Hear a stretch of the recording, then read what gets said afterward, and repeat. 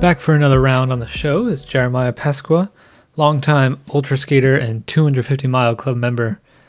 Last year, we talked briefly with Jeremiah about where he was at with his training and some of the things we were looking forward to at the 2024 Miami Ultra Skate, but we barely scratched the surface. In this episode, we revisit some of those same topics, but we are 1 year the wiser. Jeremiah is by far one of the most consistent skaters in the scene. From his 50 push-ups a day to regular attendance at the Miami Ultra Skate, he has gained quite a bit of knowledge along the way.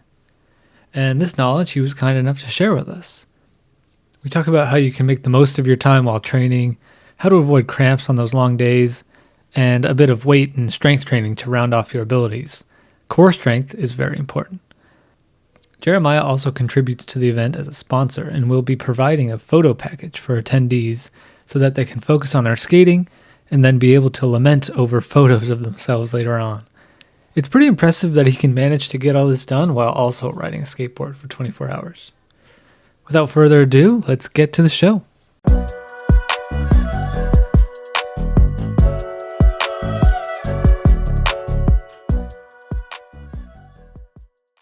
Hello and welcome to the Skating in Circles podcast.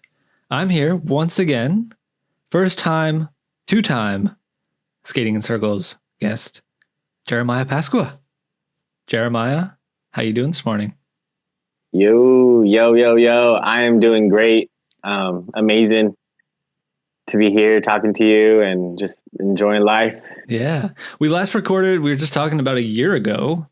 And we didn't, back then I was shortening the podcast to a certain time limit and we didn't get a ton of time. So I'm glad I've done away with that. So we'll just rattle till our throats are sore and we'll see how this goes. You're still in Southern California, which means it is 6 a.m. for you right now. Yes, sir. How does that feel? Is that a normal thing? You're an early riser? Yes, I am an early riser. Usually my daughters wake up at like 6:30. So I'm up probably 30 minutes from now. But now during these training days, as it gets colder, I like to wake up earlier and train in the morning versus staying up late at night.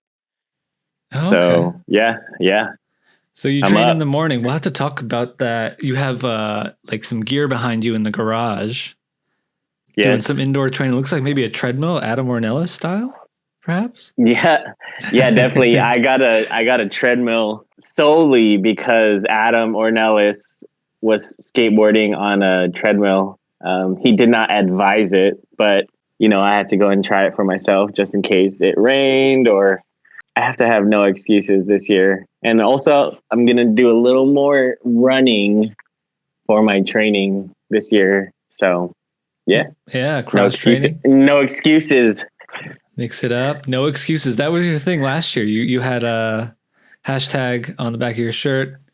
Is that your new mantra? It's a motto I adopted early on. Not early on, but as I was kind of trying to push myself more. But there's a brand actually that I stumbled upon, and it's No Excuses, NO excuses. And man, they're local, they're in LA. And you know what? Like, I just was like, dude, I don't buy clothes, to be honest, at all, or I don't support a lot of brands like that. So when I saw this brand, I was like, dude, this is everything I am. Like, I'll only buy clothes from you if I ever buy clothes, because that's really all I believe in, just kind of no excuses, anything, like your whole life, like really. So yeah, that's great. I saw that they were local, and I was like, hey, like, hit me up. This is what I'm doing. And he loved what I was doing, like, with ultra and just kind of staying fit year round. Yeah. So yeah, definitely. And the gear, the designs aren't bad either. So, I can't hate it. Yeah. I think one of the things I've noticed about you is that you're super consistent over the past like 3 years. I always see your training, and like, you've got kids you've been, you've been producing, and it's crazy to see how well you're able to stay on course and keep it up. So it's inspiring to me. It's gotten me off my ass a couple times, and I'm sure it's helped others. Speaking of brands, you have your own company, which I don't think we talked about last time. Tribe Portraits. You're going to be at Miami Ultrascape. I want to talk about that a little bit when we get into it, and what we learned from last year, what's going on next for 2025. We're going to talk a lot about Ultraskate, I think, because that's what we do on this podcast. And I think that's fine. So without further ado, how many kids do you have right now? I have 2 kids right now, 2 daughters, Zion Soleil, who's 3, and Jazz Loon, who will be turning 2 in like a couple weeks. So, right. And I just said like the last 3 years, you've been super consistent on your training and you've had 2 kids. So it's crazy to me that you've been able to balance this. And how do you manage, other than waking up at the crack of dawn and skating on treadmill? Is there any other advice you can provide to the busy dads out there, busy moms and dads? I guess I would say, if you really want it, you'll find a way. I think that's the most important thing that I learned as a parent is you learn what's important and what you really want. And in life in general, if you love it or if you really want it, you're going to find a way to save the money or make the time or whatever it is. It's just a matter of finding that. And I think that's where a lot of people falter, is that when you become a parent, you kind of still want to do all the things you used to do as a parent. But I think you have to pick and choose. Like, you got to pick one thing. You can't do everything. Pick one thing, and you got to accept that. And that's a lot of the challenge of being a parent, is accepting you have 2 lives to take care of. You have other lives that are more important than your own. You got to put that ego aside and all that stuff. You just got to let it go. Otherwise, it's going to be tough. It's going to be a hard time, and there's no fun. There's no fun in that. And so you got to just accept it and make it as fun as possible and, be realistic. Sounds like focusing on what's important, like you said, and making sure your interests don't ruin the other parts of your life, right? Or like, not ruin, but I like how you said focus on one thing at a time.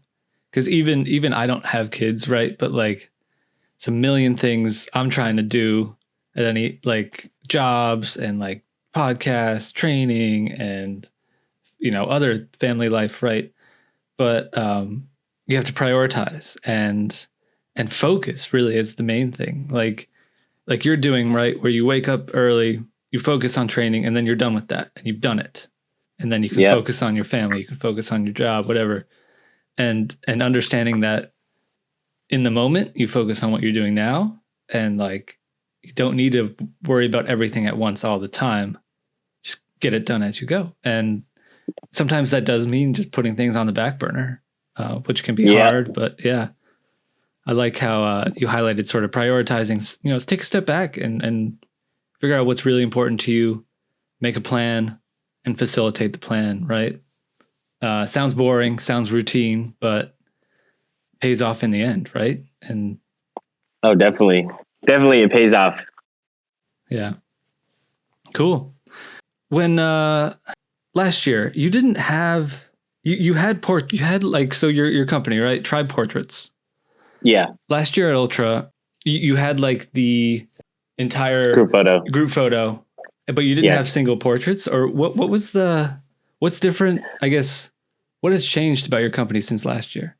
So last year I was talking with Joner and Andy, and I was like, hey, I want to do this. It's such a crime that we don't have the group photo anymore.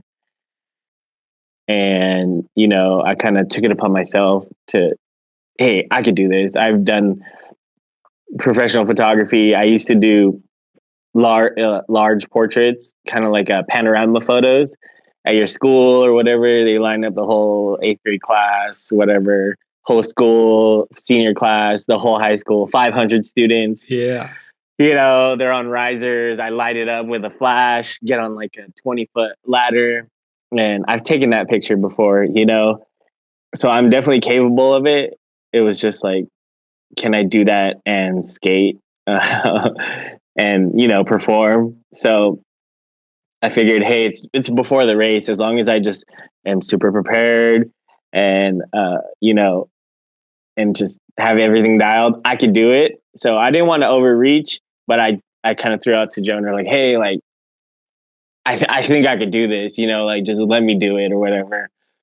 Friggin' if I mess it up or whatever, I'll give free copies to everyone. Or if it goes good, I'll give free copies to everyone anyways. Like, at least, I could say I tried. I think that's a lot of where I'm at in my life now, is just like, if I'm going to do something, you just do it as best as you can. And that's kind of where I'm at. It's just like, hey, I think I could do it. Let's try it. And if it goes good, I'll come back next year and do it better, and hopefully get my logo on the jersey and kind of be a sponsor, and sponsor it in that way, because we all train X amount of months, 6 months, 4 months, 3 months, with a whole year, some people. And to travel that far and to take time out of your work week and away from your family, and then to leave ultra skate with no group photo, and then a selfie or two, maybe someone's filming you. Some people go there by themselves, and it's like, what do you have to look for? A screenshot of someone else's video, or like of your times. I don't know. Yeah. So it was hurting my soul, especially because I know what it feels like to leave with no photos or no group photo, and you're just like devastated, searching around for proof you skated 100 miles. Yeah. So that's kind of where I was at. I was like, you know what, let me do that. And it worked out really well. We gave them out, and then I sent them out after the ultra. And then this year, what's different is that I wanted to take it to the next level and provide individual photos for people who, like I said, are there by themselves, or can't pull out their cell phone, or don't want to, they're so focused.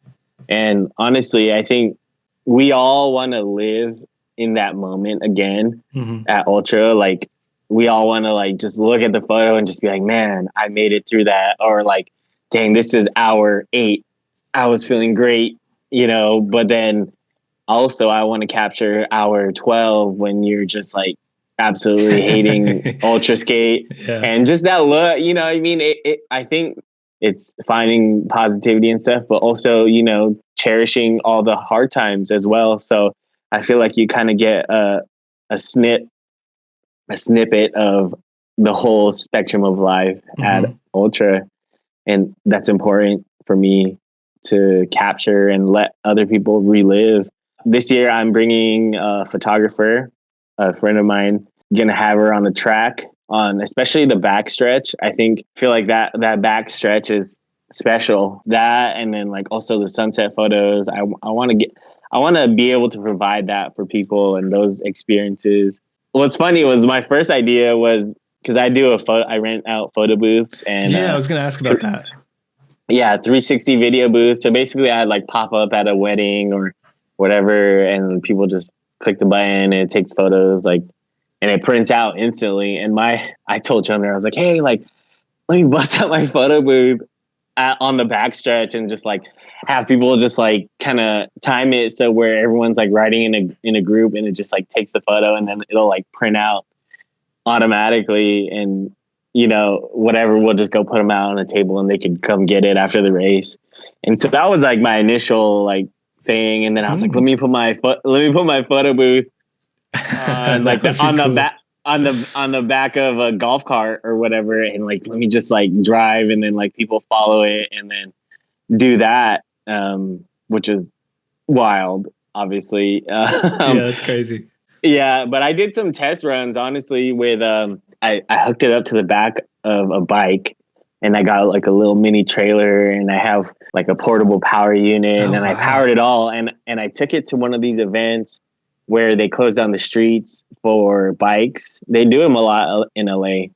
I'm not sure if they do it over there, but yeah, bikes, roller skaters, walkers, runners. Nice. So I brought it there. I brought it there because anyone can stand in front of the camera and stand on their bike, but like, can you take a photo of people riding their bike with their family? You know, just kind of living in the moment. Take that photo, print it out. Um, so I thought that was special, and so I tried it out. It worked, but just at ultra, I don't think it's possible. Okay. Like, yeah, you're gonna run someone over, or like you're gonna cause an accident. So I just figured I'd post up a photographer in those like unique locations, like the backstretch or the corners, and just get some really quality portraits of the riders. Once we get some of those, we could, kind of group up and or have my photographer take some of the whole train, like the whole peloton. Yeah, I think that's great. And you kind of circled back to the original point where it's like finding opportunities and finding the time to do them, right? So like you had this idea where it's like, oh, we need photos at Ultraskate. And you have a photo booth, right? So you have the solution, but facilitating it takes time, it takes energy, and you don't always have a lot of that, right? So like I like how you capitalized on going to this public event, right? And like, oh, I'm going to test it out there, see how it works. And you were smart enough to know, oh, it worked, but it wouldn't work at Ultra, right? And I think, that says a lot. And being able to prioritize, again, what's important and, solving a problem while you have all this other shit going on. I think that's really impressive. Your consistency, right? It's the same thing I was talking about before, where it's like, you strike me as the type of guy who just kind of does things when you need to, right? You have the photo booth business already. Oh, I can use this at Ultraskate to solve this problem that I want solved, right? I think that's great. I talked about that with Lena in the last episode, where she's like super engineering mindset, where it's like she builds boards, right? And, you find materials that other people are using for maybe not skateboards, but you think, oh, well, how does that apply to my skateboard? How can I use that to make a skateboard? And I think it's a really creative process, and it's great for your brain to think like this, even when things don't go well, right? Because you could have gone to that public event, tested out the photo booth, and been like, this is a terrible idea. like yeah, definitely. But having the willpower to do it in the first place, I think says a lot. And that's how you find things out. That's how you make groundbreaking discoveries, right? That's what keeps you going. So I inspires me to see you every year doing something different. That's another reason why I asked, like, what's different this year, is because like you iterate on everything, right? You iterate on your training, you iterate on what discipline you want to ride, right? You've ridden all of them, and now like with this photo booth thing, I think it's really great, and I'm excited for the photos myself. I think again, you've made a great point where there's not enough coverage, not just of Ultraskate, but of like most of the events in distance skateboarding. The coverage is all on Instagram, maybe Facebook, like, and that's great, but it's not good enough, And being able to take something home, being able to get a portrait of yourself and commemorate the moment is underrated, right? As as I've grown older, not that I'm old, but like I've realized there's a lot of moments in my life where I wish I had pictures of. Yes, I agree 100%.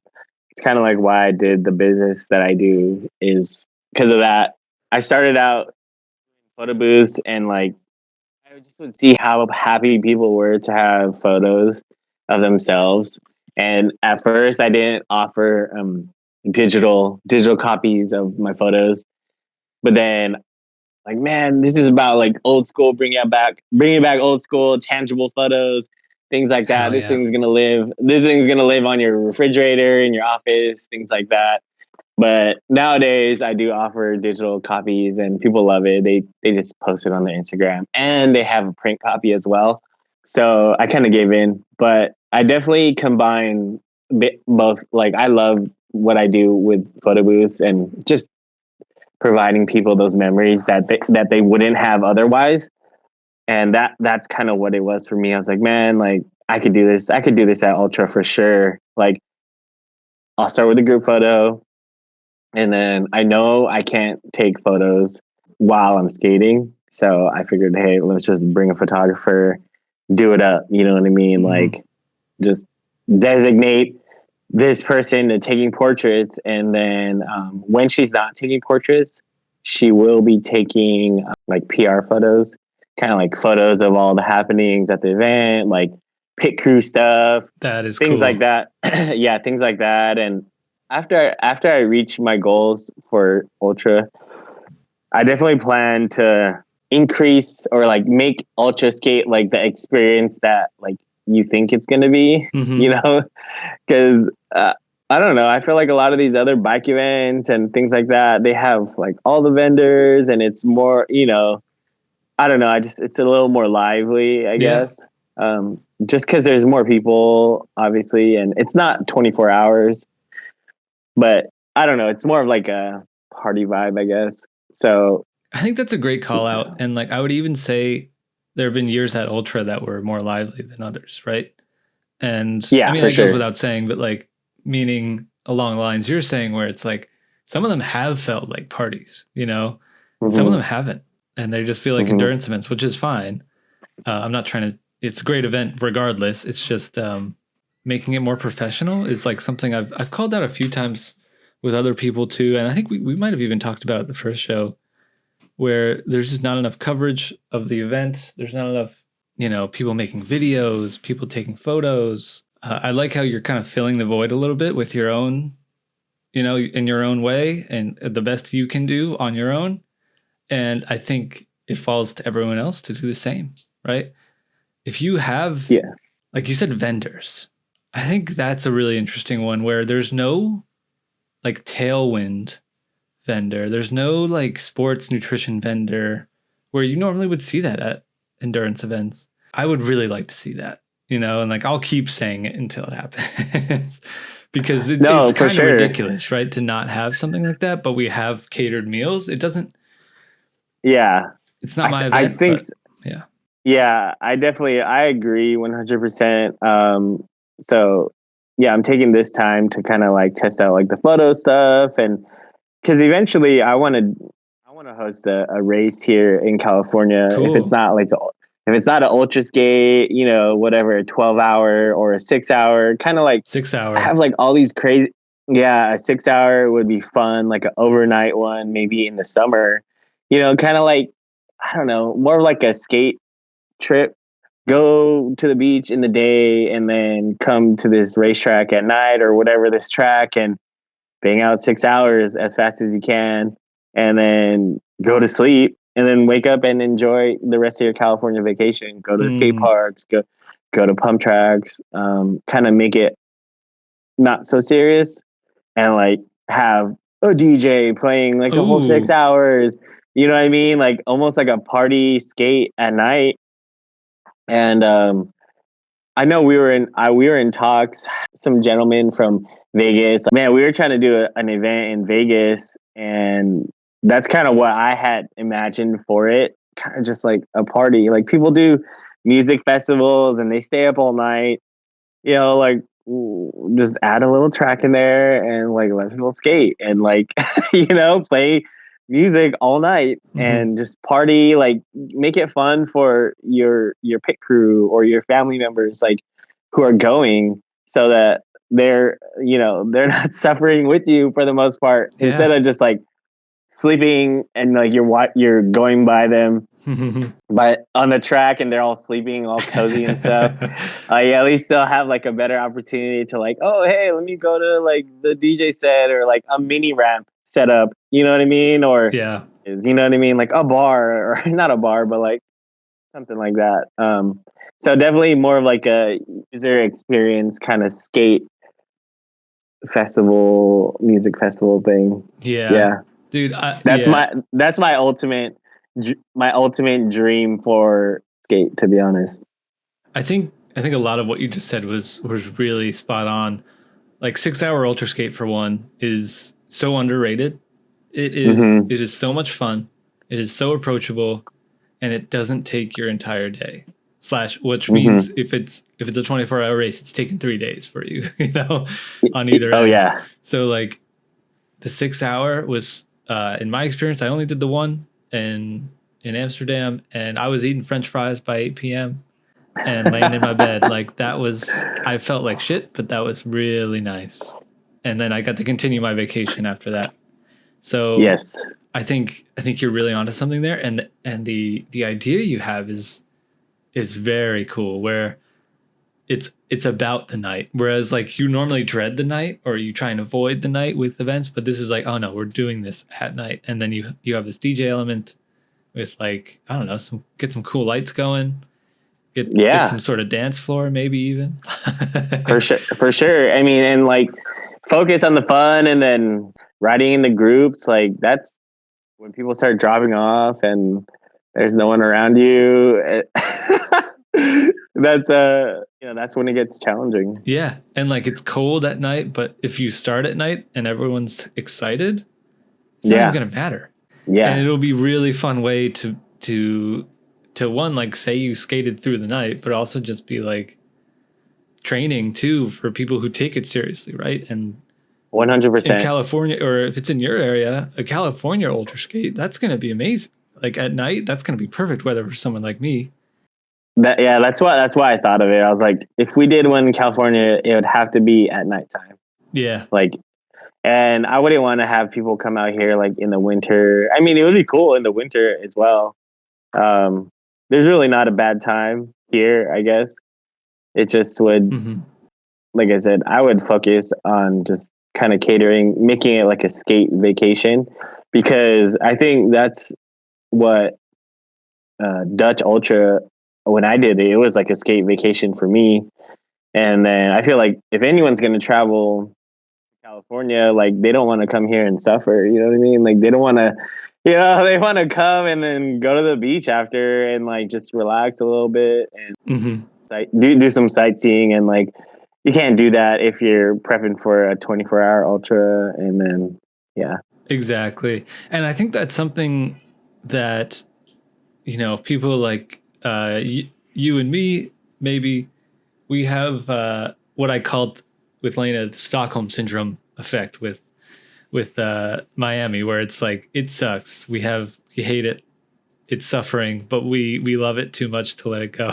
We keep going back, and it's like Yeah. you think about it off season, and you're like, ooh, yeah, that's gonna be amazing, getting on that track, and you get on the track. You're like, what was I excited for? And like you and me, we're stuck, right? But it's harder to get Yeah. new people into it. And the thing with like a 6 hour overnight disco Yeah. party, not disco, well, you know what I mean? Yeah. And Yeah. that sounds appealing. And it's like, oh, it's in California? Oh, yeah, Yeah. let's do it. Easy. Easy.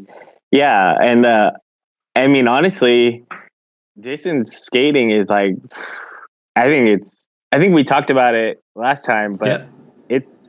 we're in the wave right now. Yeah. And you had to have seen that guy who skateboarded I was all going the to way ask you about that. Yeah, I was going to bring that from up. Venice to New York, dude. And he like skated right by my house. And I was like, man, I freaking wish I could go, but I had my two daughters and, I just made an excuse, you know what I mean? Like I could have like put him in a stroller and like skated with him just for like a little bit. I But mean, when he was passing through you, it wasn't as big, and like it could have just been some guy no, skating. Like it was like, oh yeah, you're gonna do it, but he did it. Him and his buddy. no, yeah, I knew he was gonna do it. I knew he was, but like he was like skating on the streets, and it was low key kind of sketchy. And I was like, Very man, sketchy. I can't, I can't put my daughters through that. You know, Yeah. I can't put myself through that first of all, and then just put my daughters through that. No way. Mm-hmm. But no, I watched his whole journey from the beginning, and like, dude, people were hating, and like, Yeah. as he started like getting closer, it's just crazy. You just see people like, oh my gosh, like, and he did a good job posting kind of every Mm-hmm. day and like daily vlogs, so that keeps people interested for sure. I think so. a lot came out of that, right? I think for one, like that dude killed it, right? And it's his own achievement, right? Not and Mm-hmm. great on him. I think his name's Jay. I don't know his real name. I don't have it at the ready. I should have, but I think what it did for one was it showed people that distance skateboarding is a thing, even Mm-hmm. though that guy probably doesn't know we exist, right? And Yeah, most of the people who supported him have no idea we exist, and that's sure. fine, whatever. But like, what's so cool is that people really think distance skateboarding is awesome.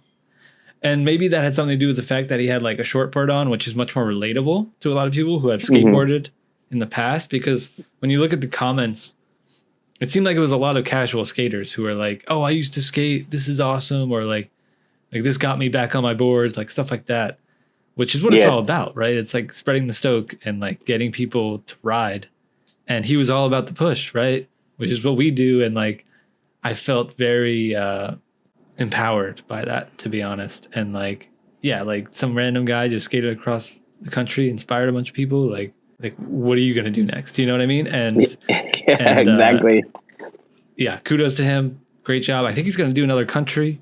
Yeah. I've tried to, I post in the comments like, "Come to Ultra Skate," like because that's Yeah. I can't stop telling people to do that, but like that's my problem. Um, Yeah. but yeah, it would be awesome to meet someone like that, and I'm curious to see if more people are going to do it now. I would also love to know his route, so if it can be repeatable, just to know like, oh, this is a skatable route kind of thing, because that's really hard Yeah. when you're going cross country. You don't know the route. Yeah. I don't think his route was technically skatable, but Yeah, I saw yeah, some of the clips is like like it's sketchy, but you yeah. know, be safe out Yeah, there. definitely. Yeah, no, it's yeah, I'm not sure if it was safe or, skatable, but he did it. He pushed through. He got a lot of people thinking about using their board as transportation. Yeah, And yeah, so it's a win for everybody big for win, I sure. think. Yeah, it's a big win for people outside skateboarding who ended up seeing it too, and maybe they'll walk across the country, right? Yeah, for sure. I think that's kind of why we do anything we do, especially with like endurance, kind of just like prove to ourselves we could do something Mm-hmm. and kind of just show the power of your body Yeah, and your mind and your soul. I think that's what's most important because whether or not we complete our task, like I think my wife told me this. She's reading a book, but she's like, you do something to service for others, right? It's you do something for to feed your soul, and then in turn that helps somebody, and then that also helps the person that's watching as right. well. So by doing something remarkable or pushing yourself to your absolute limit, like it'll serve you, it'll serve the people you love, and then the people who are watching. That's ultimately why we do what we do, Yeah, is to inspire people, and not just other people, but yeah, yourself. you made me think of something there where you mentioned endurance, right? And endurance sports are about proving to yourself you can do something. You said that great thing you just said there, where it's about inspiring others, right? And I think kind of going back to the guy skating across the country. I think part of the reason why it went so viral was partially because he wasn't really talking about that stuff in the way people talk about it when it comes to endurance sports, right? Like I think in running and cycling, it's really easy to get into this like scientific, overly complicated way of thinking about it. Whereas for that guy, it was just I'm gonna skate across the country, and like I love Jesus, and like that was his thing, right? And Yeah, and like I'm just doing it to raise money for these skateboards, right? And like he had a cause, he had a thing, he was doing it, and he inspired many people, right? But it was never like, oh, like grind set or whatever, right? Or wasn't like Yeah. overly Mm-hmm. like dramatic or like over the top.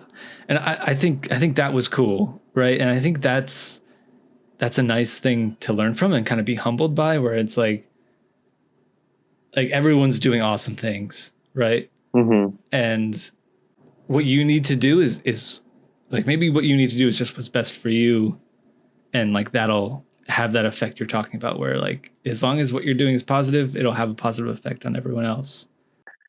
Yeah, I can see where you're coming from. I can see where you're coming from. Like, I think you're trying to say like what he did was, it was genuine, and it was like almost effortless. Like, he put his mind to it.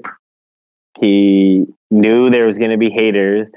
You know, he knew he was going with no sponsors, or anything like that, and he accepted that fact that he was going to do it regardless, and he was going to try his best. And I don't think he was like, I'm going to go across the world or America like the fastest or whatever. He just was like, I'm going to do it. And I think, yeah, it shows the power of your word. And then like, once you say you're going to do something, like your body kind of just follows the lead, you know? And then Yeah. I'm sure he felt it in his soul. Like, man, this is, because I think he had mentioned he was just like in a dark place and just like almost depressed and just like wondering about his life. And I guess he just had the calling to skate across America. And he's young. Thankfully, he's young and he was able to do that. But I think that mindset dies when you're young, you know, when you get older. And I hate I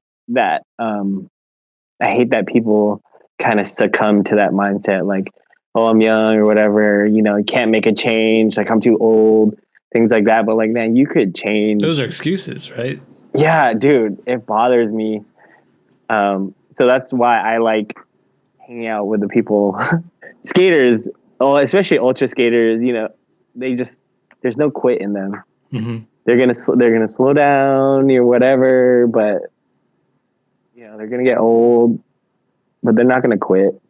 And I think that's why I like hanging out with you guys. Yeah. Well, I think it's that same genuine, right? Where it's like, you wouldn't be out there unless you really wanted to, right? That's the tie back to ultra, where everyone there, like, you wouldn't put yourself through that unless you really wanted to be there, and that is the connection, right? And Yes, that feels great to be around a lot of those people. And I think, again, to what you're saying before, there's so much value in just doing things like that, like what Jay did, where he just decided he wanted to skate across the country. And you know, seems like a relatively young guy, but age doesn't really matter. It's about like, you had an idea, like go do it. Like in my experience, right? Like applying for new jobs or like starting new careers, it's like, it was never, no one told me how to do it or like what to do, right? Sometimes you just got to do it and like you'll figure it out. And sometimes you fail or whatever, but there's so much value in just going for it. for sure, 100%. I agree.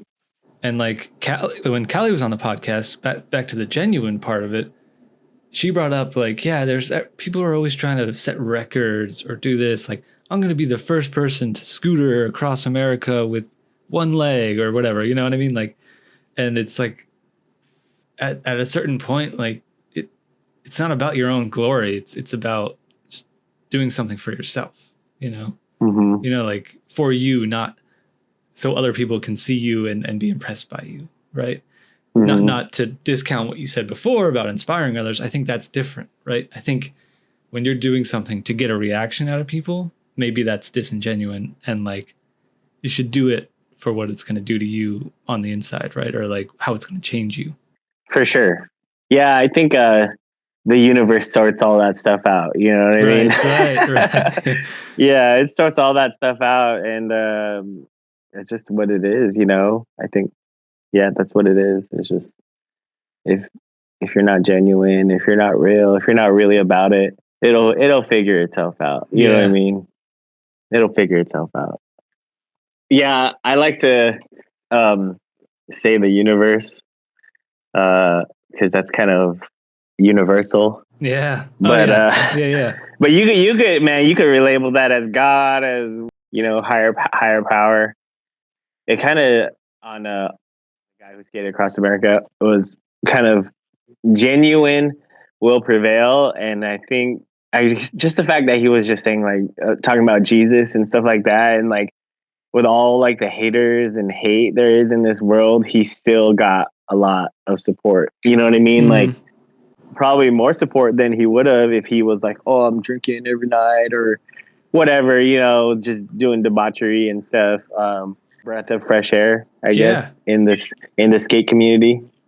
I think definitely I like what you're getting at there, because it's to have that spotlight on you and then to be positive about it and spread positivity, rather than, like you're saying, like if he was just boozing every night, like it wouldn't, it might inspire people to do that, right? which isn't necessarily like a good thing to inspire others to do. Yeah, kudos to Jay and his crew and everyone who took part in that. All the people showing him love, like that's awesome. And maybe one of us will do it next. Yeah, I've thought about it. A little risky for me right now. Yeah. When I said us, as in, anyone listening too. So it doesn't have to be you or me. 100%. 100%. Someone will do it again. We went a little off topic there. Where were we talking about? No, that was good actually. That's totally on topic, right? That's distance skateboarding. Okay. We were talking about. We talked briefly about the treadmill in your garage and your training situation. Let's kind of shift into that a little bit. Let's talk about training, and then let's talk about ultra skate. So, okay, training lately, you have the treadmill, not recommended by Adam, but to be the best, you got to be like the best, right? Yeah. How has that worked out for you? Because I've been thinking about getting one myself, because it's so cold here. It gets snowy.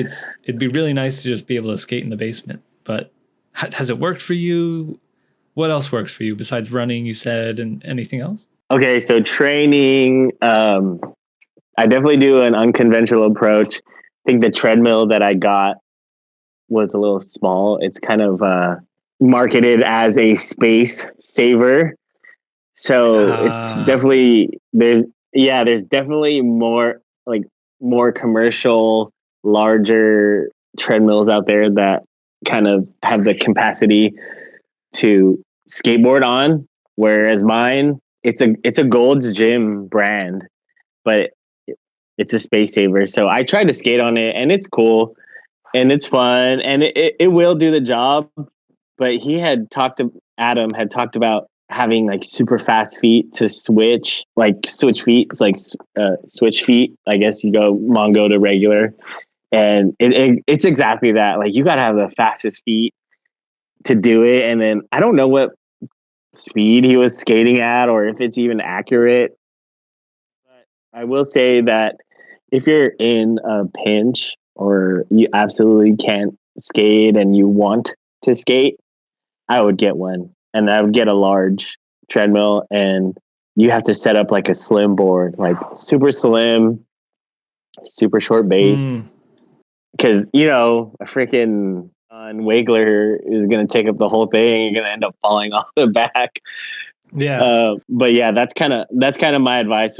So super slim, super short wheelbase, and just kind of take it for what it is. And I'm pushing one leg, friggin' Conan Gay style. Yeah. For 30-minute blocks at a time, and you're just feeling that burn.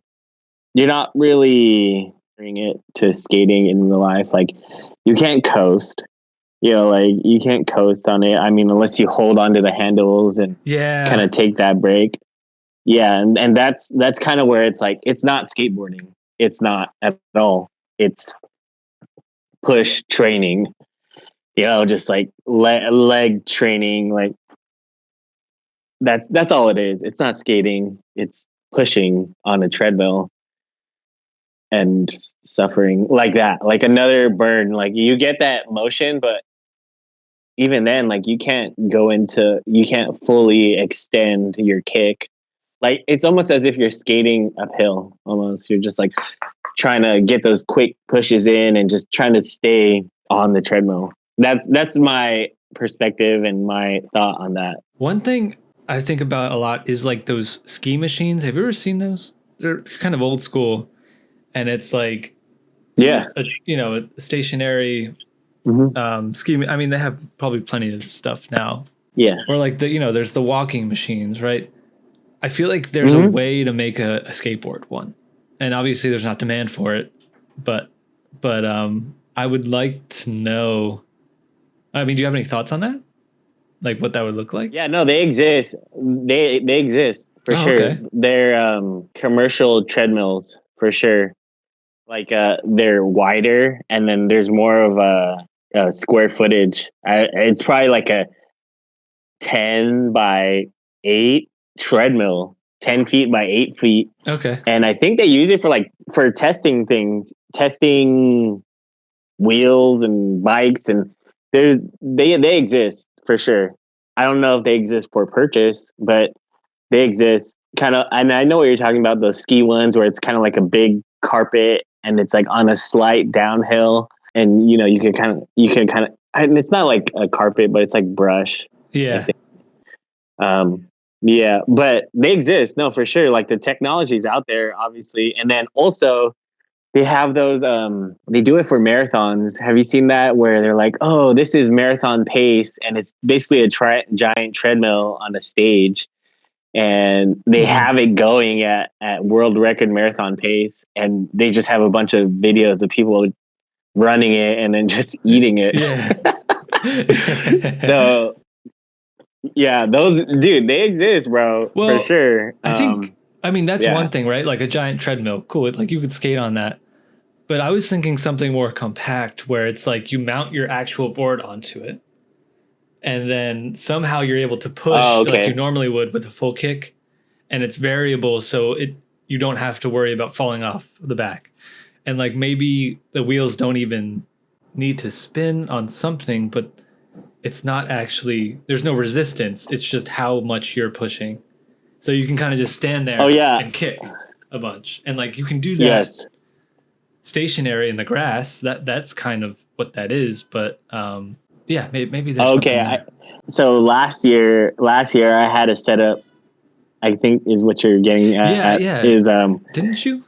I had a setup that was not a treadmill. It was actually, I think they call it Airdyne bikes, basically like a stationary bike. And I set up like a platform. So if I wanted to use my back foot or like push Mongo, I had the board set up to the right, and I would literally on one leg, and I put my other foot on the pedal. Okay. I would kind of imitate the push. Have a sturdy platform, usually if you want a skateboard, but then I would put my foot on the pedal of the bike and position myself to where it's most like my natural kick.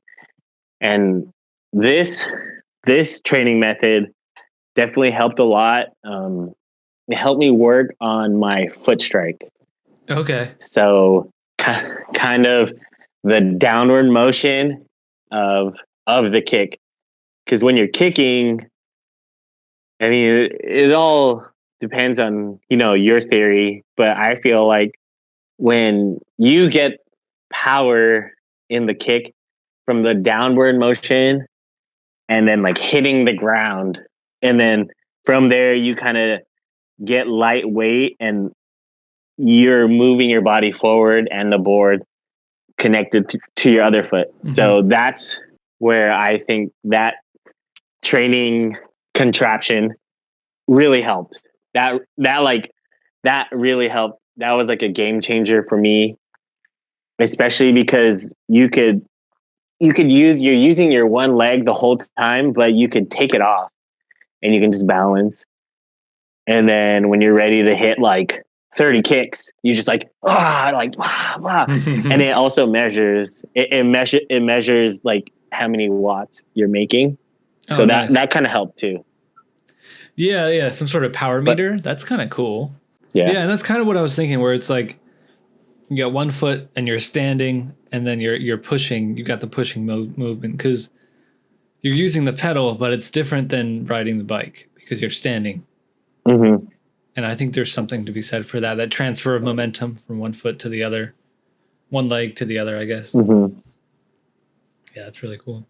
Yeah. So basically, I guess for people who are listening, it's kind of like if you're riding a bike and you're kind of riding with one foot, basically, and you're using that one foot to pedal. So it's like the motion is super similar to pushing. It's not exactly the same, but like I said, it focuses on the first part of the kick. You raise your leg up and then you stomp down to the floor. That part is like the part it focuses on, not so much like the back half. I think there's value in that for sure, especially when you're trying to perfect form, right? And then you're trying to dial in all that to the point where it's subconscious. I think that's a good way to do it. I think form is like Mm-hmm. really hard to work on when you're out in the wilds. It's really easy to just get caught 100%. up and like try and go fast, or you're just trying to get your ride done, whatever. It's easy to get a little sloppy, but something like that keeps you in check. That's cool. I definitely agree with that. I agree with that. I don't know. I feel like I almost took like the fun out of skateboarding, but I've done I've done all the races. I've skated street. I've done like, I feel like I've done a lot of skating as far as like the variety. But yes, I have, or Ultra Skate has allowed me to become obsessed with the push Mm-hmm. and the whole mechanics of it and the efficiency of the push. And yeah, definitely form. Like it, training like that had my form super proper, like really like no wasted energy because, I dealt with a lot of cramps and stuff before, but that was just because I was getting lazy during the ride and I would kick, like my core wouldn't be engaged, you know what I mean? Like, and then when you kick and then you kind of like overextend, you kind of stretch too far because you're tired. That's putting a lot more strain on your hamstring and your glute when you overextend at the end of the kick. And then that's where a lot of people get hamstring and calf cramps and stuff like that. Yeah, I haven't really thought about that as much. Like I used to cramp a ton, and I haven't the past couple of times as I've been focusing more on form. And I didn't really think that would be why. Like you're saying, you keep a consistent form, and your body's never going to seize up like that because it's not dealing with these sort of extremes where it's like pulled and then contracting. It's like a machine. It's like dum, dum, dum, dum, dum. You just keep it oiled and it'll keep moving. I think that's awesome. I didn't think about that. Yeah, I mean, obviously, you could train whatever form you like. And then, obviously, if your whole body is well trained and properly nutritioned, then you're not going to have that issue. But like I said, it's when you get tired and you skipped your electrolytes or whatever, or like it got too hot and you were behind pace, or your heart rate's a little too high and you overextended. That's when you get caught up. But if you're properly trained, you're kind of ready for anything. So that's kind of where I was thinking, because yeah, I would get a lot of bad hamstring cramps and calf cramps for sure. Yeah, definitely. And I think what you said about the little pushes, you see that so often, right? At an ultra or just at Oh any yeah. long event. You get tired, and like I do it even on training rides Mm-hmm. sometimes, where Mm-hmm. you just start doing these little putter pushes, and it's just like that's not doing you any good, unless of course you're still learning. Like that's different. But if you've gone from having like a high kick or like a high knee, good solid kick to like you know slapping Yeah. the ground with your foot, it can actually give you cramps too by not doing enough, right? sometimes too much causes it, but sometimes Mm-hmm. when you don't do enough, you stiffen up, and then when you finally go to push, it's like, oh, can't do that, you know. Definitely compensating. Your body like compensates for like imbalances. I think, yeah, ultra skate gives me and everyone else a great opportunity to balance out your body, like your kicks, your left and your right. So yeah, no, definitely those little tiny kicks, they'll keep you going. But man, if you're spent, you know, it's gonna hurt either way. Yeah, yeah. You mentioned that you like took the fun out of skateboarding, and I think that's a great observation, honestly, because that's kind of what I was trying to get at with the whole guys skating across the country and not taking it too seriously kind of thing, where it's like here we are talking about Mm-hmm. form and like perfect your form on a skateboard, and like Mm-hmm. Mm-hmm. that is not something they talk about in street skateboarding, right? But they do when they're talking about tricks, right? Like tricks have Yeah. style. You want to perfect your tricks, and you do them over and over and Yeah. over again until they look a certain way. Yes. And so there's a lot of crossover there, where it's like as One hundred pushers, percent. all we do is push. So we have to think about something, right? we need to perfect something, and if we're doing is pushing, the push form is going to be what we perfect.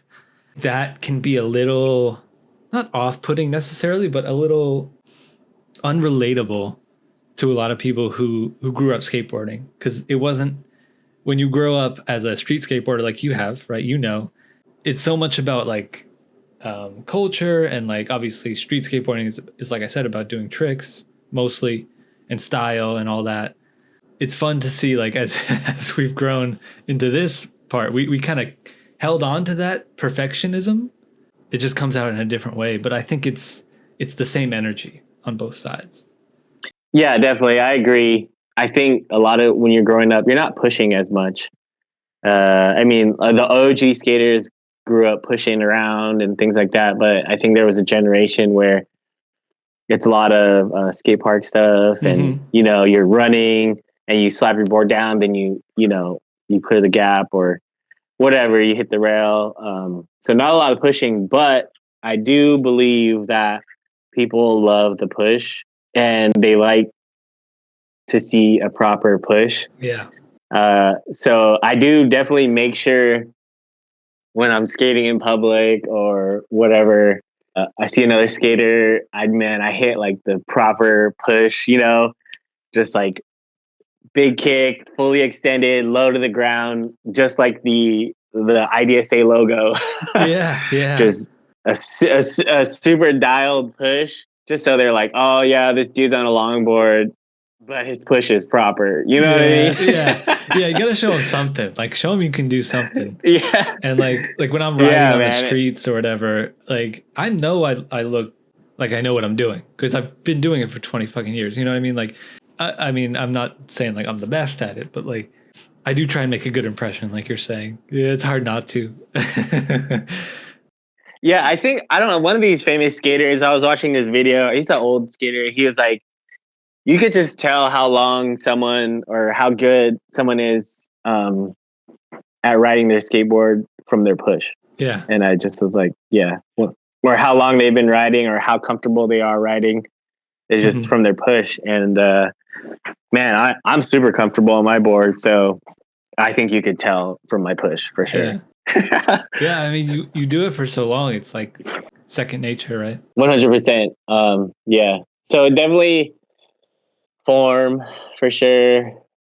I mean it's in everything, and when you know the rules and you know how you can break the rules. So Right on. So we talked about training. We talked about some of the things you've done in the past year. Let's talk about how Ultra Skate went last year, and what you're taking from that into 2025. So you set out as a paddle push category, and your goal, I think, was to set the record. Is that true? yes, And that was yes, Andy's record, which yeah. was I don't know actually off the top of my head. So that was like the controversial year. There's a skater who set the new paddle paddle push record.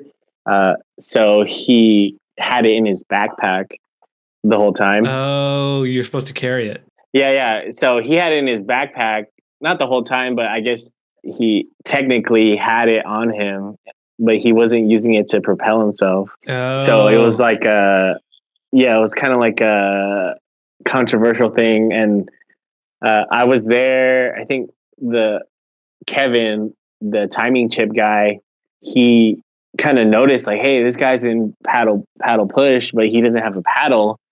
Kind of brought it up, and then so he had set the record at 2:30 something for paddle push, which is that's pretty good. that's really good. Yeah. That was the year I was supposed to do paddle push that year. He had recruited me for paddle only relay. So I was like, oh hey, like fuck, like I didn't train for paddle only. So it was just a whole different like heart rate zone and style. Like I wasn't ready, but Andy was kind of looking at the roster, like who can be in on my team because they had a dropout. And so whatever, I said yes. We set the record, but as I was doing that, I was watching this guy that I was supposed to be setting and doing it in that way. So that gave me a lot of fire for the next year to come back. And even Andy was like, man, I know I took you away from what you came out to do, but we set this record, but like you got to come back next year and kind of set that record straight. And you guys set the team record, right? The team sup record. That's the one you guys set. Yeah, that's the one we set. And that was 2023. 2023, and then came back this year, 2024, and I did what I was supposed to do, which was set a new record, which I told you I would on the podcast, like new world record. Yeah, I did that. So it was 2:30 something. Came back this past year and set it at 2:51 or something like that. Yeah, 2:51.12 is what I saw. Yeah, man, it was good. It was great, honestly, especially for the amount that I trained. I was, obviously I'm always searching or seeking the almighty 300 miles in 24 hours. That's obviously the goal. I just believe I could do that. And in my heart, I believe that having a paddle should be cheating. You know what I mean? Like if you could kick 300 miles and then have a paddle too, you should be able to kick more than someone without, or, someone without a paddle. That's what I believe. Whether or not I will be the one to prove that, we will see. So you think paddle push is more efficient than just regular push? I often thought too. It just seems like it would be, but like there's not enough. You're like one of the only ones. I mean, you're not one of the only. There's many people who do it, but like at the 300 mile level, there's very few people who have tried paddle push. Besides you, Andy, and like maybe a few others. Yeah. So on that topic, I mean, it's like who do endurance or running, but they're using poles, to go up the hills or whatever, whether or not someone is, if they're more efficient than someone who doesn't have the pole, there's got to be some type of benefit, right? You would get further with the trekking sticks than you do without them. I don't know. That's just my belief. It's just like give you a paddle and like keep that same pace. Like, dude, there's got to be there's something in there. Like, so that's just what I believe, and whether or not it's true, someone has to do it. And yeah, for now, I'm that person. Yeah, dude. But yeah, last year was super sweet. I figured out a bunch of stuff like with Ultra as far as like training, nutrition huge. I was in talks with all the guys, Miguel, the Beast who won. Was it Florian? Adam. Adam No, won. No, yeah, Florian didn't win. Yeah, Adam. I can't remember Florian, talking about him. I was just talking to him through training, like kind of just like picking their brain a little. Miguel mentioned gut training. Yeah. So I did a little more of that. And then I read some articles on how like not to poop during the ultra. I think that is my major takeaway from this past year was because that would kill me in like the other years. Like, I have to stop to poo. And so I figured that part out. And then I usually stopped and slept. I wouldn't sleep, but like I would stop, and I had to figure out how to like not stop or like not get tired. Mm-hmm. So I figured that part out. I figured that part out too. And yeah, it showed in the results. I could have done a couple more miles. I think I could have got to 260 or something like that. But I was just focusing on winning or beating Andy. The whole race went good. My goal for the whole race, for the beginning part of the race, was to stay in the peloton. I was able to do that. Just, can I keep 300-mile pace with these guys? And that was kind of like my question for myself. And so I did that for, I believe, 8 hours. Damn. And yeah, and then I just wanted to know, like, can I push my body? And I did it. And then I started cramping. I started with like hamstring, then it was calf, then it was like my abs and my forearms. I think I got exposed as far as like I didn't do a lot of super long rides at pace. So that's where I faltered. Was my heart rate was like way too high, and it was hot, and I just was working way too hard. But I fought through it, man. I fought through it as much as I can. I could. I like told the guys, I was like, "Hey, I'm gonna stay back here and just kind of ride the back of the peloton. Like, fuck, I can't use my leg. I'm gonna pump. I can't paddle. I'm gonna kick. I can't kick. I'm gonna paddle." Like, yeah. So having all those tools allowed me to stay in that peloton for as long as I could, and then I think I started having to like go pee. So then I would pee, and then like I just couldn't work back enough to get in the group, and I just was like, all right, I'm gonna chill for a little bit, kind of do my own pace. And I think Adam was on that same thing. Like, man, these guys are going fast. Like, do I keep up with these guys and like blow my wad, or do I just race my own race? And that's, I think, where being in that front group really fucks with your brain. It's like, oh man, these guys are going to win the race, or these guys are going to keep it up for 24 hours. And like most of the time, that's not the case. Yeah. And most of the time, but like there's an exception with fucking Joe Mazzone. He's just a robot, and he's a beast. So he would probably keep that pace for the whole 24 hours because he's just on another level. Yeah, I think that's a really fun observation you made, where anyone who's ridden in any sort of pack that maybe is going faster than you're comfortable with knows what that feels like, where you're like with the 300 pack, you were saying, you're in the peloton and you think, oh, these guys are going to keep going. These guys have 24 hours in them. And it's like, you don't know that, for one. And like, you got to have your own race, right? If you got to look at what you can do, how you're feeling, and what you honestly think you're capable of. Don't worry about anyone else, It's just going to make it worse, right? Obviously, drafting makes your life easier. So there's that, where it's like, oh, well, if I stayed here, it would make my life easier. So why don't I just keep going? The only way to learn, honestly, is just keep trying, right? And then put yourself in those positions. There's really no way to know what you're capable of. Yeah. So basically that's what I did for like last year was my research year. I was like, let me push the pace, figure out all the nooks and crannies. And like, dude, if I figure it out, then I'm going to put up a bunch of miles. My old PR was 205 or something like that. So I figured if I beat my PR, like, cool. But got to get that record. So I pulled the plug, I think at hour 8, and just kind of was like, all right, I'm going to just do my own race and kind of chill.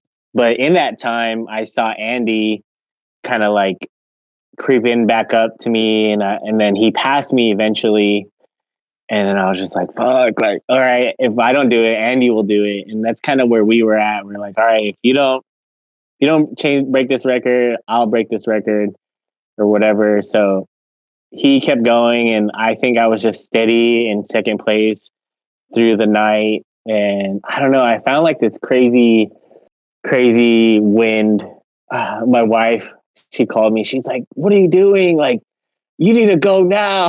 Like, yeah. And I just was like, I'm dying. Like, I'm dying, whatever. And honestly, I didn't train at all much as I should have for that 250-mile performance. I did a lot of weight training, which I'm used to and accustomed to. And then I did distance rides. But my longest distance ride was 40 miles. But Okay. I would do it with a 20-pound weight vest and then 5-pound ankle weights on each ankle. Damn. So that's kind of my compromise to training long rides. Is like, all right, I only have 4 hours, 5 hours maybe to complete this ride because I do have a family and this and that. Like, Yeah. so I have to be on a bike path, and I have to use my time properly. And I'm never going to prioritize skateboarding over my family, like spend the whole day doing it. So that was kind of like my rules last year. So, man, I had to have skated less than 400 miles. Wow. Yeah, for training. Like, it was shameful, honestly, like to call myself That's still a good amount of mileage, right? Depending on what you're trying to do. But yeah, if you're trying to train for 250, 300, ideally you're getting more than 400 miles in training. Yeah, dude. And I didn't run at all last year, but I did a lot of like weight training. And I mean, it paid off in the end, right? So like it's interesting. The mileage wasn't as high. For sure. It's kind of like, I feel like a cheat in some ways, but I think with the endurance game, it's not even about skating anymore. It's just body preparation. And my coach, who he's my high school friend, he has a gym, and he helps me out. Like, I bounce off ideas with him, and whatever. I'm gonna let everyone in on game. Basically, is in endurance. If you're not strong, or say like there's someone who trains, like weight trains, has like muscle mass and muscle power and strength, versus someone who doesn't. When you get tired, you guys can both the same amount of power when you guys are fresh, right?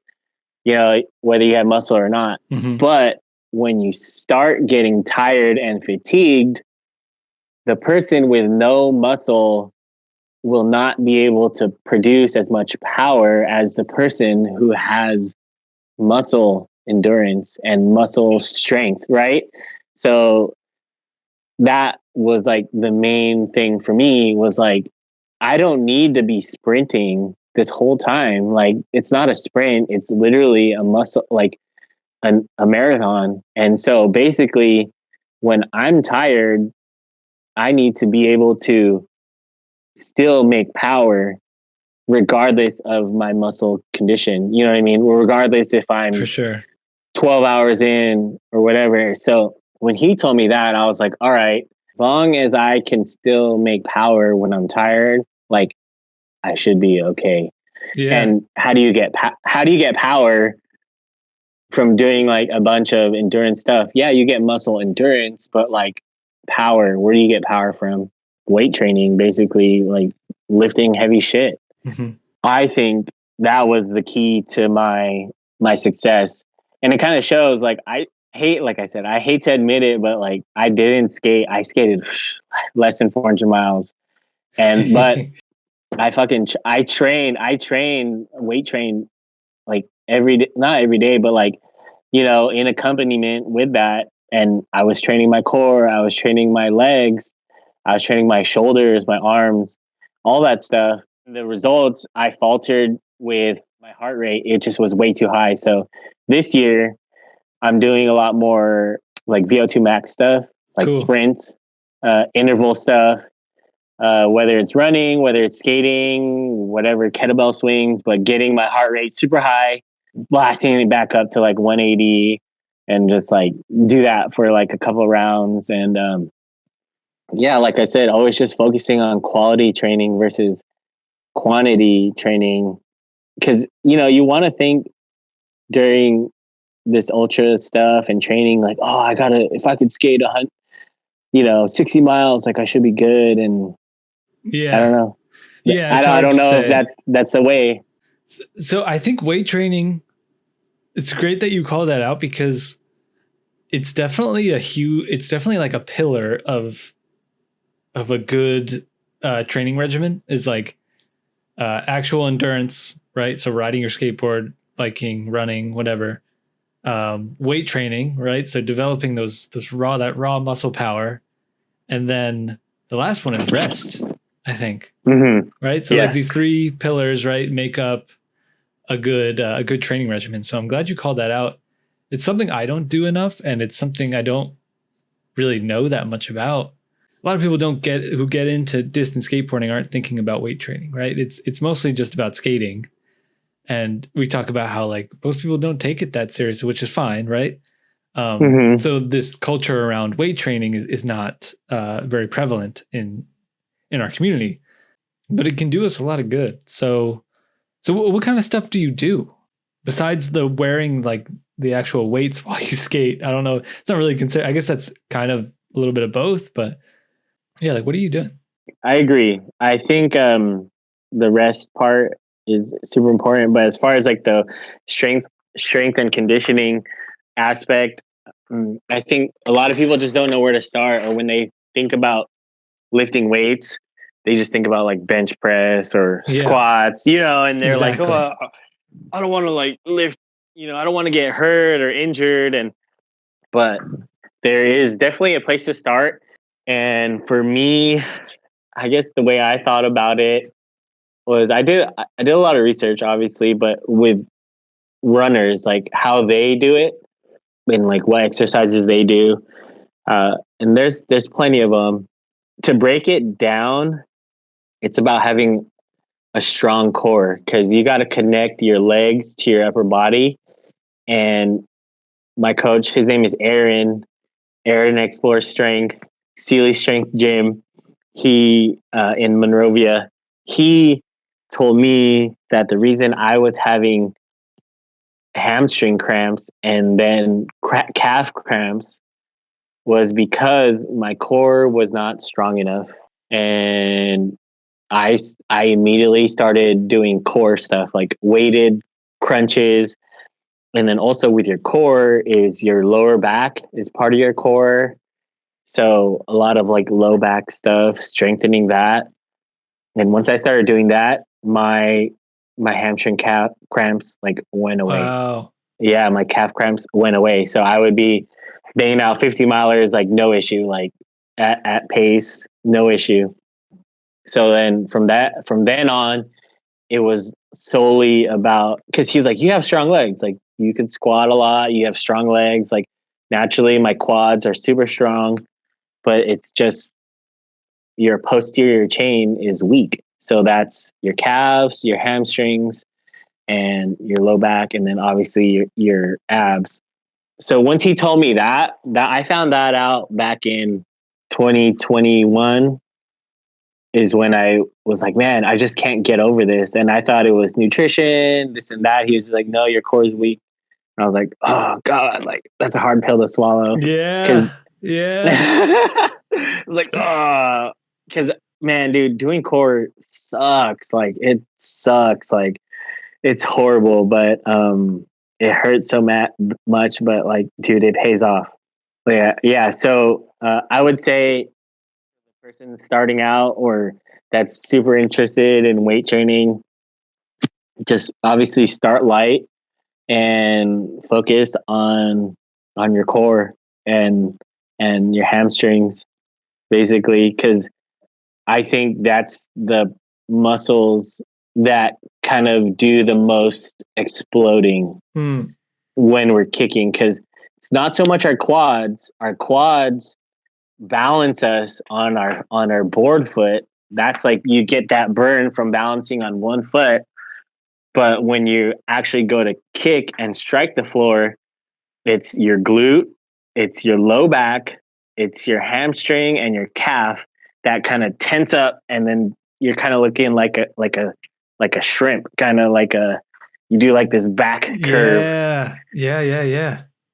Yeah. So I love anatomy and physiology. Low back stuff, low back exercises, which would be, rows, upright rows, rowing machine, cable rows, and then core, for abs, it would be just weighted crunches is what I would do, or find any other core exercise. And my theory on that is like, instead of doing like 30 crunches, I want to do 10 or 8, and because I don't have time to bang out 50 freaking crunches. So I'm going to like throw some weight on it and then just freaking get 10 or 15, whatever. And then hamstrings, I can just use a machine. I have something called the monkey foot, which is like kind of this contraption. It is a kind of like a snowboard binding, monkey feet, and it hooks up to like a weight, and you could use it if you don't have like a machine, like a cable machine, to hook up your ankle and kind of do a lot of that stuff. But I do a lot of deadlifts, which is like kind of that whole deal, like lower back, hamstrings, glutes, and then calves. Training that comes naturally, but I have this other contraption. It's called a tib machine, or like a tib raise, anterior tibialis. So it works out the front of your calf, which would be like, if for pumping, like when you pump, I don't know. It's just like there's this muscle. Yeah, there's this muscle. Like it's responsible for shin splints. Yeah, So I know exactly what you're talking about. So basically, yeah, you guys can look it up, but it's like a tib raise bar, and dude, game changer for sure. Like weighted, like I got like 35 pounds on mine. I do like 5 sets of 10, and like my freaking anterior tibs are like on fire. Yeah, everyone could feel free to like hit me up. I definitely thought of like make like a little skate program, but I have some stuff on my Instagram. Honestly, if you go through my reels, I put like one of my workouts. Yeah, I've seen that. Yeah, you've got some good resources on there for sure. Yeah, I would just say you don't have to skate a lot, but definitely like make like just build your body up to like handle the beating that it's going to take. And then as far as like the weighted skates, like I think my theory on that is just, how do I get myself into like I said, anyone could skate when they're fresh. Like you could skate all freaking awesome, but like, can you skate when you're absolutely wrecked and super tired? So I feel like when I skate with the weight vest, it just gets me to that tired state like way faster. Like I don't have to, because man, we could skate all day, literally. Like it takes me 3 hours to warm up. Like if I don't skate with a weight vest. So I'm not even lying. Like, dude, there'll be times when I'm skating, I'm like, oh, my low back, or like, oh, I'm just tight. And like, dude, I don't warm up for like a whole hour. Yeah. And then I'm like, okay, I'm feeling normal. And then by hour 3, I'm like, okay, like I could do this. Like I'm in stride, and by that time I'm like, like, like, oh shit, my workout should be over by now, kind of thing. So yeah, I like that you showed us all your stuff, and you've offered yourself as a resource. There's something else you said in there. I've had a similar experience, right, where my hamstrings were my lower back was hurting, and I couldn't figure out why. It was just like aching, and it was because my hamstrings were tight. So like if I foam rolled out my legs, I would feel much better. But there's more to it than that, right? It's like what you're saying. It's weak. It's a tough pill to swallow, but it's just weak. Some parts of your body are weak, and more specifically, they're weaker than the stronger parts of your body, right? So your legs are great. Your quads, right? You've got strong legs, but there's parts of them that need additional attention to catch up with the rest of it. And then there's your whole upper body, right? So I'm glad you brought that up because it is a full body sport, I think. Like, yeah, you're pushing your legs, but it's a full body workout. And as a result, you kind of have to work out all parts of your body, especially if you're paddling. You know, it's everything. So yeah, to touch on that, I would say naturally everyone has stronger quads than hamstrings. Like if you cycle a lot, like bro, your quads, which is the front of your leg, the top part of your leg, is gonna be absolutely monstrous. You know what I mean? And then after that, it will be like maybe your glutes. Your glutes will be strong, but your hamstrings definitely don't get as much love as they should. But there's a lot of research shown in like that's where the speed lies, is in the hamstrings. There's a guy called Knees Over Toes guy on Instagram. He does this exercise, or he popularized like basically like if you had knee surgery or if you have knee problems, it's because your hamstrings are weak. And like if you focus on strengthening like your hamstrings and your calves, and you do like a whole ground up kind of rehab, you could fix it. I mean, don't take my word for it. Go look at his page or whatever. But that's basically the gist of it. And all the fastest athletes in the world have like killer hamstring strength. And that's kind of where I just was like, all right, like say less, Yeah. you know what I mean? Didn't need to hear any more of that. Yeah, say less. And so there's an exercise called a Nordic curl.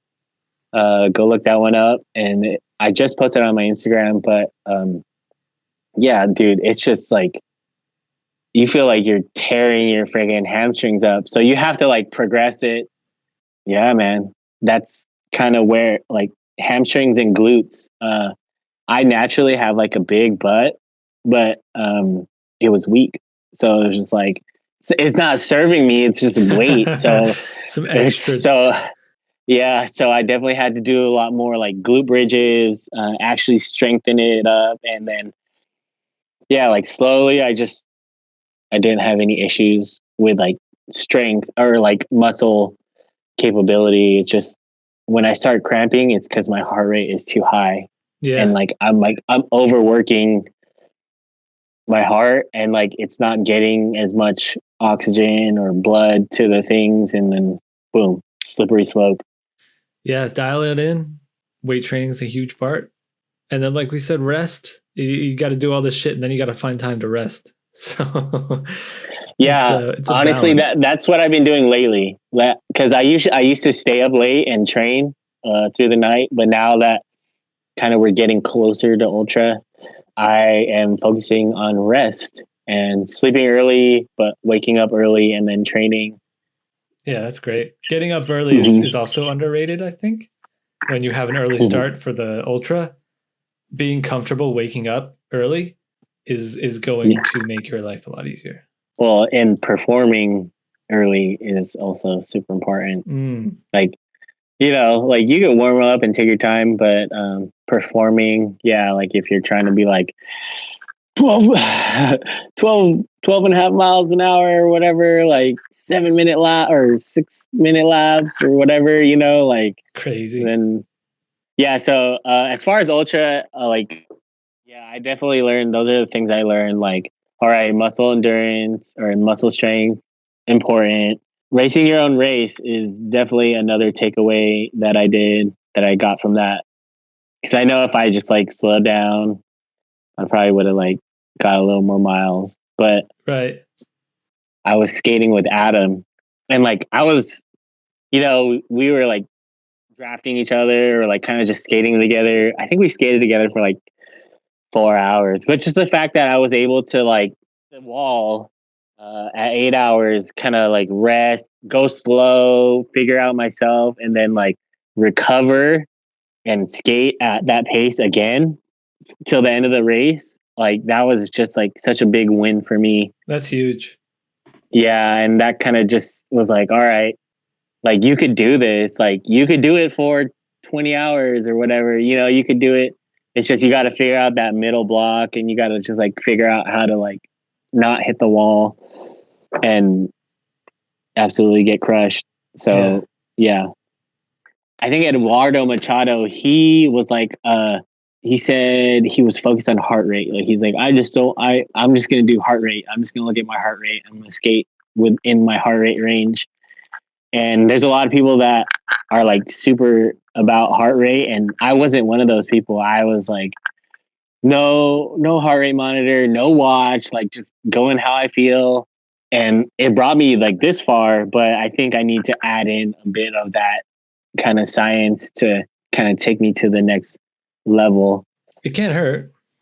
Yeah, and so he was just in his nice little heart rate range, and he did 230 or something. He killed it. So yeah. Yeah, so I was like, bro, like that's all you did. You just looked at your heart rate, and he just casually did that. Whereas I like suffered for the first 8 hours pushing my heart rate, and then like I died, and then I recovered and kind of figured it out for the rest of the time. I got 250, but that, I could have got 260, but I stopped because they said Andy's sleeping, and I was like, all right, no one's gonna catch me. Okay, I'm good. Like 250 is like cool. And then I had to get all like my print stuff, like my printer and all that shit ready. Yeah, you were doing all that stuff right after. Yeah, which is crazy. Yeah. So, oh my gosh, yeah. But you know what? I will say it was worth it for sure. I don't know. I figured out. I found some crazy flow like in my technique for paddling and kicking. That also was a big takeaway for me for sure. So you perfected some form, learned a lot about training for one, but also just like mentally being there, a little bit of heart rate stuff. And it's 300 or bust this year. Yeah, no, for sure. Yeah. What? Like I don't, like to say it, but it kind of is. It kind of is. Definitely pushing that world record higher, as high as I could go. Yeah, it's 300 bucks for sure. Yeah, because I just believe I can do it. That's half the battle. Yeah, I believe it. I believe it. Mentally dude. being there and being confident, followed up with your training, and then make sure you're rested up. You're putting yourself in a good position. From there, it's up to the skate gods, right? Or 100%. The universe, whoever. Yeah. Yeah. If there's anything else you have, is there anything we didn't cover? Like maybe even stuff not related to skating? Yeah, I don't know. I guess I think I just wanted to share with people, like, you don't have to skate a lot, to train for this. It's definitely more just like body preparation. Yeah, that kind of deal. Like, I don't know. I just don't like to hear any excuses. Yeah. Yeah. And like, I want to be living proof that like train minimally, but you just got to train quality to get the miles you want. Yes, not everyone could weight train. There's limitations. Everyone has their own limitations, but you just got to figure out a way to get over it, or like just be out of the box. And I think that's our problem right now is just there's not a lot of documented stuff on like training, like, and proof. Like, like Joe Mazzone, he did 300 miles because he's a beast. You know what I mean? Adam, same deal. Like crazy work ethic, crazy scientific. You know what I mean? Super like belief in himself and just like fuck, And then like Andy, just years he got to it, but he gradually built up every year just getting more and more and more and just consistent. I think that's like the secret is just not quitting and just like building like every year, you know what I mean? Like not everyone believes they could get to 300, but I think like whatever your goal is, you could just build up every year, add stuff, take stuff away. What are you using for nutrition? Like when I skate or what? Yeah, when you skate for ultra. The isotonic gels. I'm actually going to use potatoes this year. Oh, bust out that Lena. Yeah. Lena. Yeah, I've been eating a little more potatoes lately. We have a similar like stomach issue thing. So I'm going to try her plan and see how it goes. What's your PR? 256. That was 2017. Same thing with Eduardo. I just looked at my heart rate. That was it. Yeah. Damn, that sounds super chill. I might try and beat it, but I would love another 250 year. That would be sick. Yeah, Andy keeps telling me, he's like, yeah, 250 is not easy, and like, because I keep like, because you know my eyes are on 300, so I keep like discounting it. He's like, no, it's not easy. Like 250, that's not easy. So neither is 200, dude. 200 never gets easier. I've said it a million times. It's always harder than I remember, and it's always really hard. It's just there's no way around it. It's 200 miles. Like, crazy. Yeah, so basically I did like a diary like right after the ultra skate, kind of like feelings, thoughts, and I just like wrote it all down so I could make peace with it and just like kind of move on with my life. Yeah. But after revisiting it, like I have like hourly recounts and like things like that, how I felt, blah blah blah blah blah blah. My only real food that I ate for the ultra was rice. Oh, cool. You like it?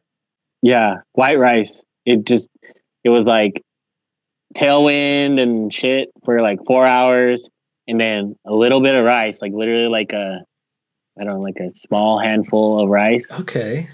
And salt, and then just eat that, and then 4 more hours of tailwind. And I use this stuff called frog fuel to like I have like a little blend, and then that, right?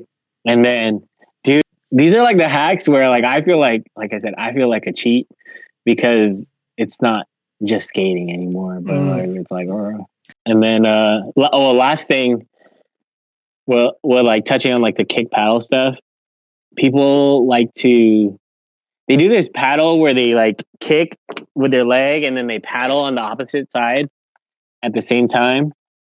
Like, I don't know, like Andy does it. I've seen like Stefan do that. And like, I don't know, personally, I don't think that's efficient because yeah, even it's like doing like a pitter, like yeah, you get it, but you're not like transferring all that power into your one leg. You're almost overloading that one leg that's balancing. The technique that I found was so when you kick, are you goofy or are you regular? Regular. Okay, so when you kick regular, I'm pushing with my right foot, right? That's my front. I'm more toward the front of the board. So I'm doing 4 kicks regular, and then I have my paddle cross my body, and I do 4. 1, 2, 3, 4, and then I go 4 kicks on the regular, and then boom, 4 paddles. Cool. So it's like a yeah, so it's like a rhythm, and then I think I do that three sets of those. So it's like 1, 2, 3, 4, 1, 2, 3, 4, and then I do that times 3, and then I switch. I go to my back leg. I do Mongo push 4, and then my paddle's on the opposite side. So it's like boom, 1, 2, 3, 4, and then and like, dude, that was like the paddle cadence, kick paddle cadence that I found out when I was skating with Adam. I was like, oh shit, like this is the one that's fast. Like I could do this fast. That's like really cool. This is where, yeah. So I never trained that. Because I would just do like, oh, like there was no cadence. It was kind of just like what I was feeling or whatever. Like I don't know. It just was no cadence. So then I found that out. I was like, damn, like shit, I could hold this pace. So I took it upon myself I told Adam, I was like, hey, I'll take the windy side, and then I'll draft him, because I was like, he needs to get to 300, and I kind of may have like a bigger air footprint. So I was like, oh, I'll like break more wind with my paddle and stuff like that. Yeah. And then on the other side, he was kind of in the front. But yeah, That's that was cool. Yeah, finding the right cadence, like you were saying, it's more, you think it's more efficient to have the paddle dialing in what the cadence is, like you're saying, push, push, push, then paddle 4 times, and switch feet eventually. Dialing that in and getting it perfected will be able to will enable you to prove whether or not it's actually faster, right?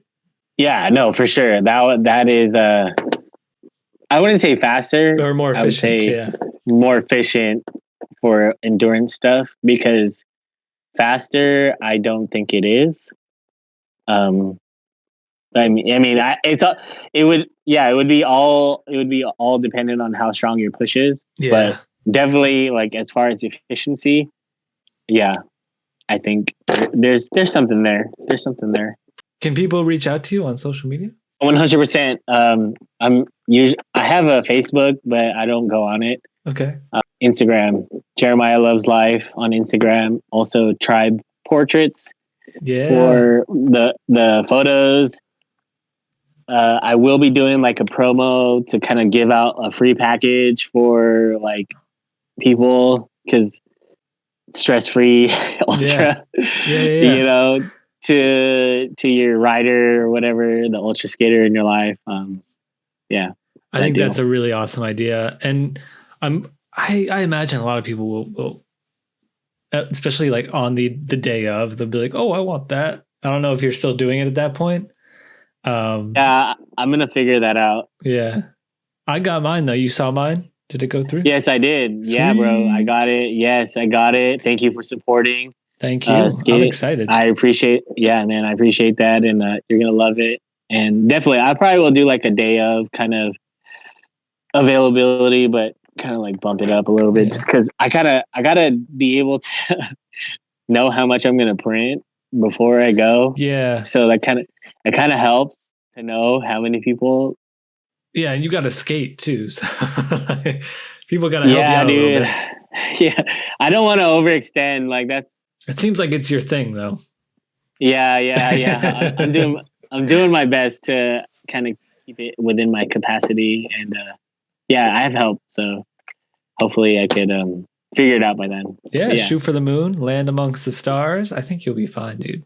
I mean, yes, sir. Yes, sir. And it's all just iterating, and it's all progress, right?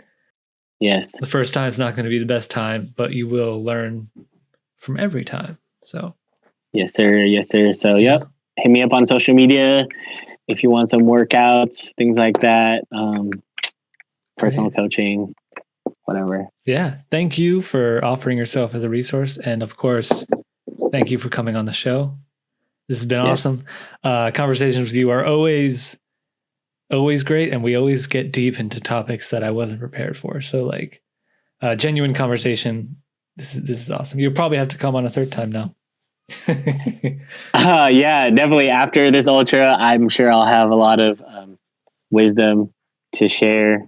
Awesome. Thank you, Jeremiah, and have a lovely day. Thank you. You as well.